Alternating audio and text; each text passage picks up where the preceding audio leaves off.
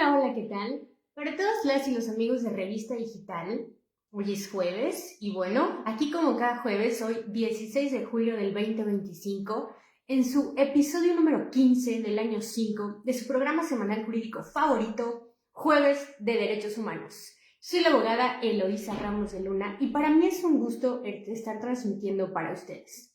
El día de hoy quise preparar un programa un poquito más personal.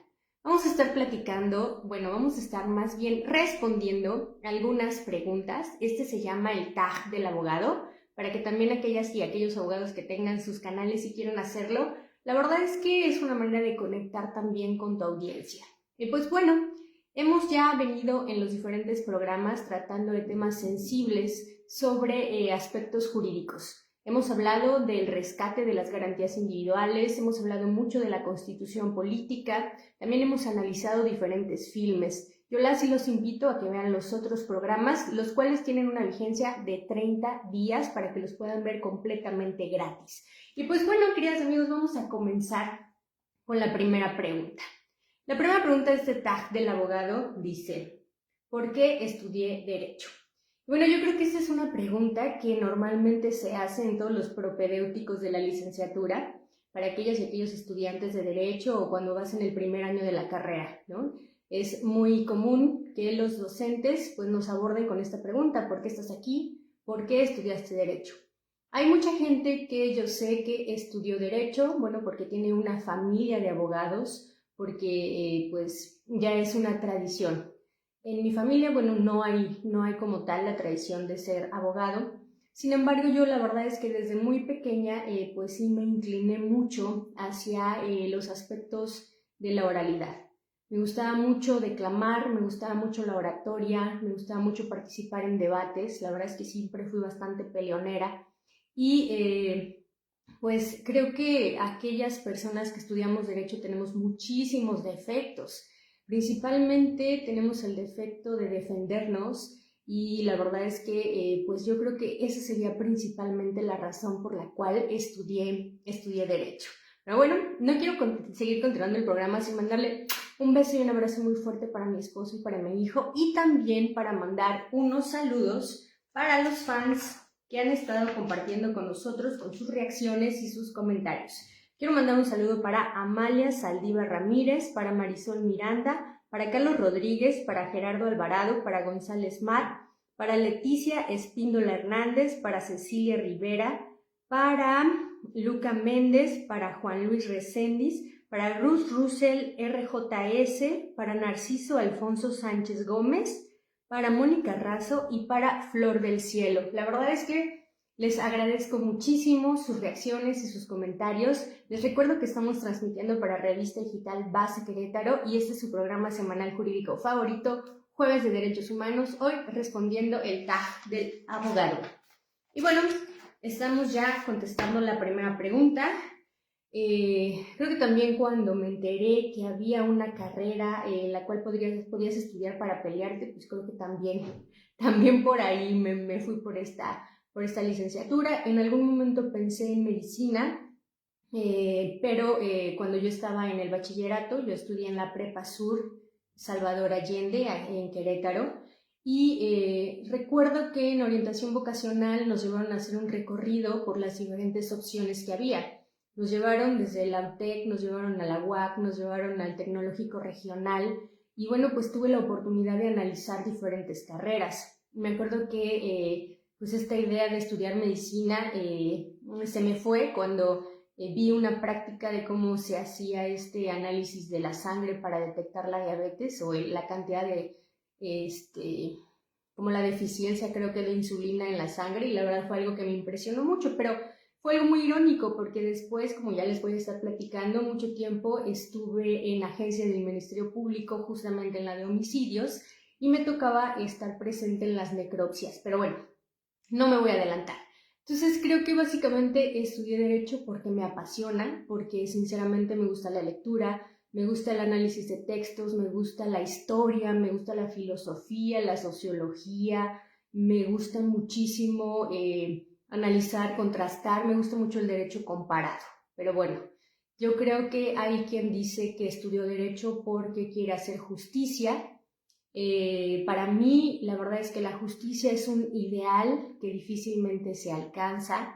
Dijéramos que existen diferentes acepciones de justicia y a veces la subjetividad nos lleva a creer que si ganamos, entonces eso ya es justo, pero que si perdemos es injusto, ¿no? Entonces, realmente cuando se sigue un litigio, es muy difícil que se imparta una verdadera justicia, porque lo que se busca principalmente creo que es la legalidad, es decir, cuál de las partes acredita mejor su pretensión, cuál de las partes acredita mejor su excepción, y a criterio del juzgador, pues es quien define en una controversia jurídica a quién le va a dar la razón, ¿no? Pero creo que hay muchos casos que se han dado en los que pasa el tiempo y cuando se realizan mejores investigaciones resulta que pues lo que se trató de comprobar en una primera instancia pues realmente no era la verdad histórica, ¿no? La verdad es que la verdad es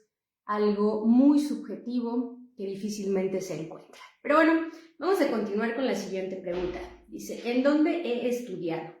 Bueno, pues yo inicié y terminé mi licenciatura en Derecho en la Universidad Autónoma de Querétaro en el año 2001 y terminé en el año 2006. Me titulé en el año 2007, en abril, recuerdo todavía mi ceremonia de titulación. Recuerdo que cuando iba en los primeros años, porque cuando yo estudié todavía era anual la carrera, y recuerdo que creo que fue en el primer año cuando fui a servicios escolares a preguntar cuál era la opción más sencilla por la cual yo me podía titular.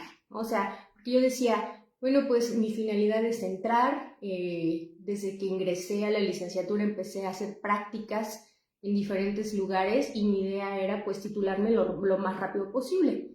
Entonces recuerdo que la secretaria muy amablemente me dijo que bueno, la opción más sencilla era por promedio y se rió, ¿no? Porque pues evidentemente como parte del trámite lo más sencillo es que te titules por promedio, pero bueno, también a veces uno se vuelve un poco obsesivo con el tema de las calificaciones y la verdad es que sí fue una situación que no me obsesionaba, pero sí creo que me pude haber llevado la carrera un poco más ligera. Sin embargo, yo tenía una meta, que era titularme por promedio, y bueno, pues finalmente lo obtuve. Recuerdo que también me comentaron que si hacía también mi tesis, podía obtener la parte de la mención honorífica, pero la verdad fue algo que no me interesó, ya se me hacía mucha vanidad, entonces yo ya lo que quería era pues titularme, tener mi título. Recuerdo que mi ceremonia fue de manera individual, estuvieron ahí mis sinodales que pues eran docentes con los cuales yo había tenido la oportunidad de tomar clases, son personas profesionistas que tuvieron una importancia destacada en mi formación y para mí pues fue muy lindo que ellos pudieran ser mis sinodales. Estuvieron mis padres, mis hermanos, algunos amigos y la verdad es que pues es una ceremonia que yo recuerdo con muchísima nostalgia de la buena, ¿no? Recuerdo que al final se acostumbraba que te mojaban, pero yo la verdad es que no quise que me mojaran, entonces se llevó a cabo la ceremonia, tomé protesta y ahí en la Facultad de Derecho de la Universidad Autónoma de Querétaro. Y bueno, pues la verdad es que es un momento que recuerdo con muchísimo cariño. Después de estudiar en la Universidad Autónoma de Querétaro, bueno, pues ya yo trabajando, estudié el curso básico de formación de secretarios de la Suprema Corte de Justicia. La verdad es que fue una experiencia muy hermosa. Es un curso que dura, bueno, cuando yo lo tomé duraba un año y pues la verdad es que los docentes que participaban pues estaban verdaderamente comprometidos con la parte de enseñarnos mucho la práctica forense, ¿no? En los temas de amparo y también pues de empaparte de los criterios jurídicos que tienen también las autoridades ya en esa también llamada tercera instancia. Eran jueces de distrito, secretarios de estudio y cuenta. Y la verdad es que fue una experiencia para mí muy, muy enriquecedora. Después, bueno, pues hice la especialidad en Derechos Humanos en la Universidad de Castilla-La Mancha, en conjunto con la Comisión Nacional de Derechos Humanos. Esta especialidad definitivamente se las recomiendo. Tuve la oportunidad de tener muchos docentes mexicanos, pero también docentes españoles. Entonces fue una experiencia muy nutrida en temas de derecho comparado, sobre todo porque eran profesionistas que realmente estaban ejerciendo el tema de los derechos humanos, y tener la oportunidad de comparar los criterios que se tenían en España con los criterios que se tienen en México, pues la verdad es que fue muy enriquecedor. Además, también tuve la oportunidad de tener un grupo de diferentes compañeros que se dedicaban al litigio, compañeros del servicio público, compañeros que trabajaban en temas de derechos humanos. Entonces, poder conocer también los problemas jurídicos a los que ellos estaban enfrentando y poderlos contrastar con nuestros docentes, pues fue definitivamente muy, muy enriquecedor. Después hice 2 cursos a nivel internacional con la Universidad Complutense de Madrid, uno en mediación internacional que tomé en la Universidad de San Marcos en Perú. La verdad es que para mí fue muy emocionante, fue en el 2014 y pues fue totalmente contrastante, ¿no? Porque de repente pensamos en Latinoamérica y a veces como mexicanos pues nos centramos únicamente en México. Entonces, desde la experiencia de viajar a Perú y que fuera esta una actividad conjunta entre la Universidad Complutense y la Universidad de San Marcos, me permitió tener docentes que eran tanto de la Universidad de Perú como de la Universidad Española. Entonces, esta mezcla de docentes, la verdad, fue igual de enriquecedora porque también eran personas que se dedicaban a la mediación internacional y que nos hacían planteamientos sobre cómo habían resuelto los problemas. Por ejemplo, pues Perú tiene una diversidad cultural muy, muy importante, y evidentemente esta diversidad cultural pues también implica muchísimos problemas a los cuales se enfrentan, ¿no? Zonas protegidas, cuestiones de pueblos originarios y cuestiones de desarrollos turísticos, de esta urbanidad que pues de alguna manera ciertamente se va apropiando de pues también de las zonas, ¿no? Entonces, ¿cómo se resuelven estas situaciones a través de la mediación? Hay algunas veces que la mediación funciona, pero definitivamente la mediación no es para todos los casos. En el caso del segundo curso internacional, bueno, pues estudié género, igual por parte de la Universidad Complutense de Madrid y la Universidad de Santiago de Chile. Entonces me tocó ir a Santiago de Chile, y la verdad es que de igual manera pues fue totalmente nutrido, fue contrastante completamente porque la Universidad de Santiago es muy diferente a la Universidad de San Marcos, y pues la formación de mis docentes, la manera de exponer, pues me permitió también jugar mucho con el tema que, como les comento, me gusta, de derecho comparado, porque también tuve docentes chilenos, tuve docentes nuevamente españoles, y además pues éramos grupos muy nutridos de toda Latinoamérica, ¿no? Conocí gente de Colombia, conocí de Ecuador, de Bolivia, de Perú, pero también personas españolas. Recuerdo que me pareció muy interesante tener compañeras brasileñas que, a pesar de que solo hablaban portugués, pues se aventaban a tomar las clases en castellano, ¿no? Entonces de repente platicar con ellas, y pues el portugués tiene como lengua romance muchísimos rasgos, pero pues es una situación que se tiene que aprender, ¿no? Y que tienes que ir pues mejorando. Después, bueno, pues estudié la especialidad en Constitucional y Amparo, esto fue en la Universidad Autónoma de Querétaro. También, pues, cuando se da el brinco de la transición hacia los juicios orales, bueno, pues estuve tomando diferentes cursos en Sistema Penal Acusatorio en el Instituto Nacional de Ciencias Penales, allá en la Ciudad de México, y la verdad es que, pues, también se los recomiendo muchísimo porque al final creo que si bien la Universidad Autónoma de Querétaro pues evidentemente tiene un buen claustro de docentes y tiene un nivel, siempre creo que es importante como abogados o abogadas el hecho de poder darnos este espacio que evidentemente claro que implica un sacrificio, pero también implica esta parte de poder nutrir mucho más nuestra parte de aprendizaje, ¿no? Vamos con la siguiente pregunta. Dice, ¿en dónde he trabajado? Bueno, pues como les comentaba, yo inicié desde que estaba en la carrera, inicié ya con prácticas, inicio como meritoria. Recuerdo que estaba yo en la agencia del Ministerio Público número 1, cuando todavía estaba en como, pues yo le llamaba como caracolito, que estaba ahí en Constituyentes, enfrente de la llantera, y pues estaba en turnos de 24 por 48. La verdad es que era muy agotador, pero también era muy interesante y muy emocionante, pues todo lo que se hacía ahí, ¿no? La manera en la cual se realizaban las investigaciones, poder tener ahí, pues, mentoría por parte de los secretarios, por parte de los agentes del Ministerio Público, y pues poder desarrollar la actividad de las diligencias. Estuve presente en necropsias, me tocaba ir a levantamientos de personas que desafortunadamente habían sido privadas de la vida, o personas que definitivamente habían pues decidido ya terminar con su vida. La verdad es que esta parte era muy lamentable. También ir a los levantamientos cuando había un accidente.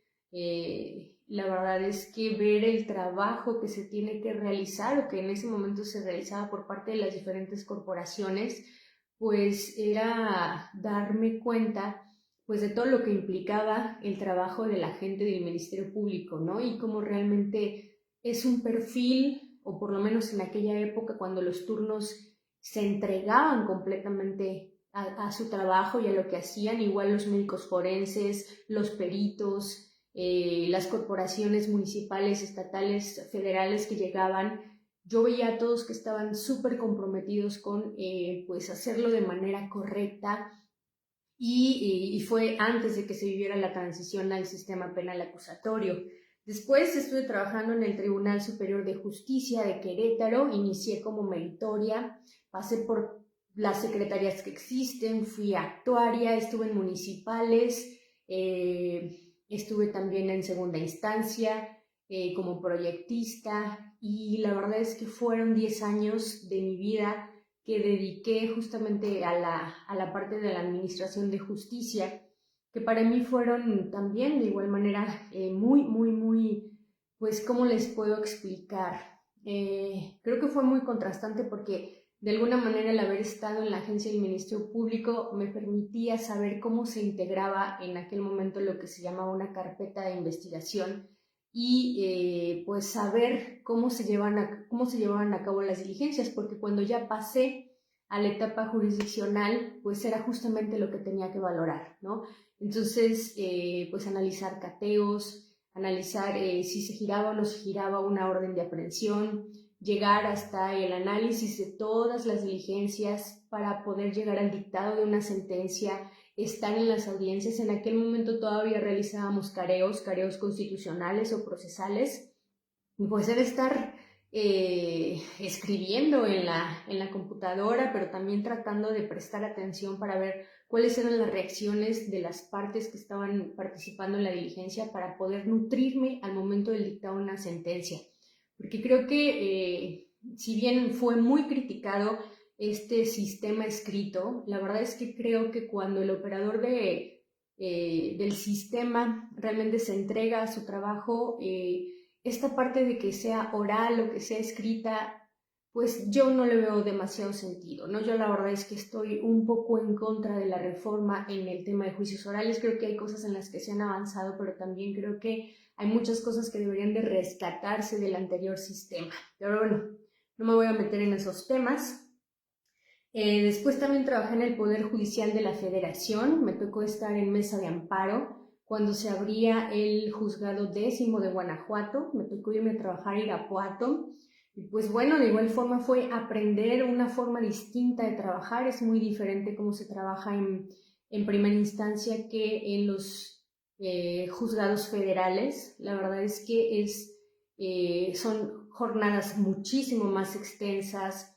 Son un poco menos de diligencias, pero también es mucho más la pulcritud con la cual tú tienes que hacer tus proyectos, y la entrega pues también a la administración de justicia es una parte muy importante, y sinceramente pues fue pues fue realmente muy valioso para mí poder haber estado ahí.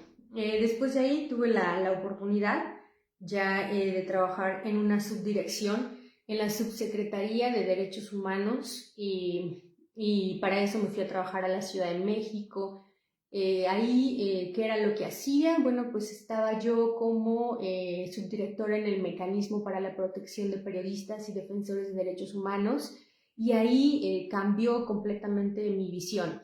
Yo pasé de ser pues una profesionista que ejercía desde el escritorio, aunque también me tocaba ir a la reconstrucción de hechos, me tocaba ir a los cateos algunas veces, a los levantamientos, pues ahora fue toda la parte de la práctica forense in situ.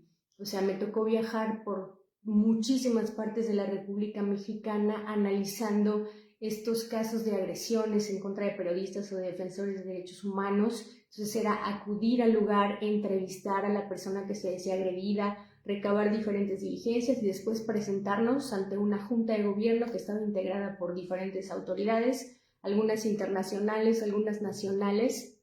Bueno, pues al final lo que se buscaba era justamente la protección, porque realmente pues son temas muy sensibles en los cuales desafortunadamente los principales que violan los derechos humanos pues son las autoridades, ¿no? Son principalmente los policías, son principalmente pues justamente a través del abuso de autoridad que se tiene principalmente a nivel municipal, estatal y pues es todo un tema, ¿no?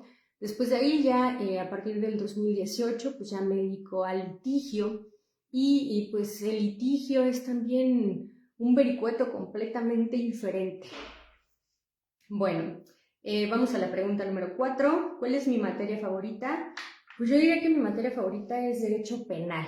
La verdad es que el Derecho Penal, creo que desde que estaba en la carrera, es de las materias que más me apasiona, pero si les soy muy sincera, creo que mi favorita sería Derecho Romano. ¿Por qué? Porque al final todo parte de algo. Si ustedes me hablan de Derecho Administrativo, de Derecho Agrario, de derecho laboral, que ahora, bueno, ya tenemos la reforma con los juicios, pues todo parte de Justiniano, o sea, todo parte del derecho romano y de cómo este imperio logra reunir, logra glosar muchas de las reglas de los griegos, muchas de las reglas también de Oriente y generar o pretender generar manuales o guías que nos permitan pues resolver los problemas jurídicos cotidianos, ¿no? Porque al final creo que esa es la parte importante en los temas de derecho.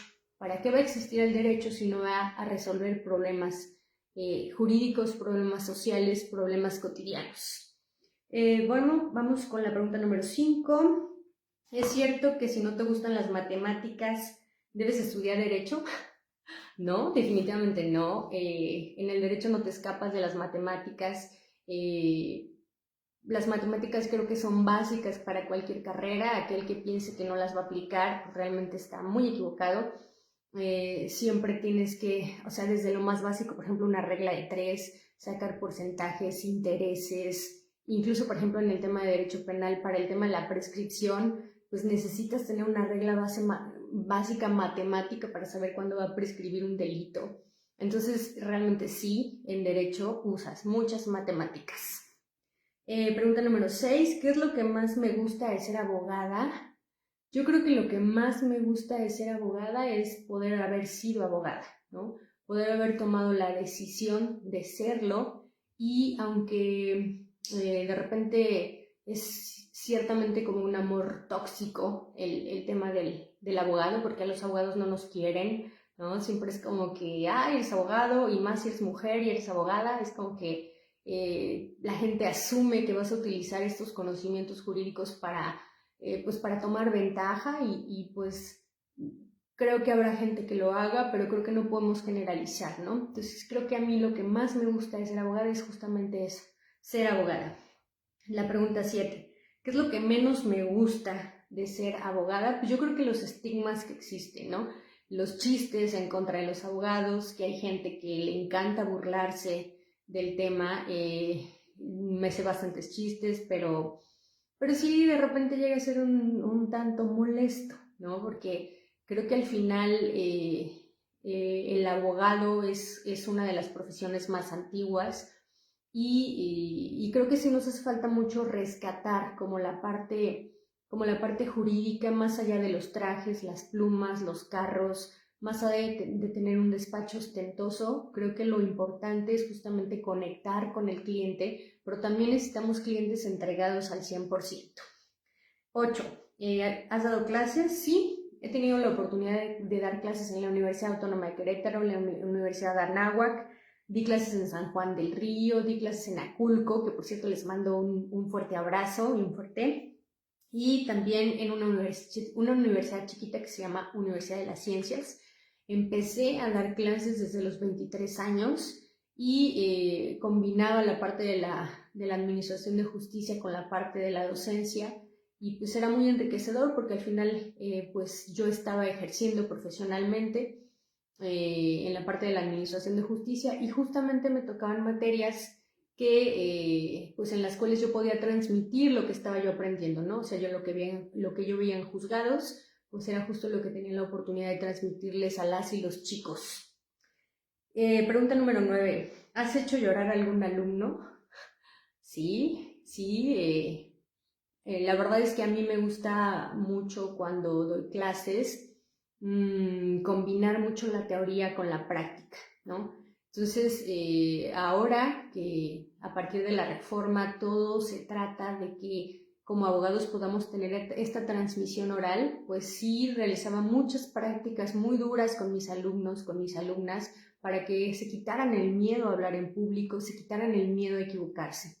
Lo que yo les decía es, bueno, en el salón de clases es como un pequeño laboratorio en donde no importa, pero ya cuando se está en audiencia, ahí es cuando lo que va a importar es que sepas defender a tu cliente de la mejor manera y que a pesar de que tu contraparte te intente poner el pie, te haga enojar, quiera que te descuadres en el argumento, pues tú puedas mantener una compostura tal que puedas enfrentar esa situación, ¿no? Entonces, sí, llegué pues a dañar estas susceptibilidades, llegaron a llorar mis alumnas, sobre todo mujeres, y pues sí, evidentemente nunca fui una docente muy querida, la verdad, ¿para qué les miento? Bueno, ya estamos a punto de acabar. Les recuerdo que estamos en su programa Jueves de Derechos Humanos. Yo soy a la abogada Eloísa Ramos de Luna y estamos transmitiendo para Revista Digital Baza Querétaro, que por cierto, ya casi vamos a cumplir 8 años con este proyecto y pues bueno, ya se vendrán sorpresas para el aniversario número 8. Dice la pregunta número 10. ¿Hay algún cliente malo? Pues yo diría que el cliente malo es el que no paga.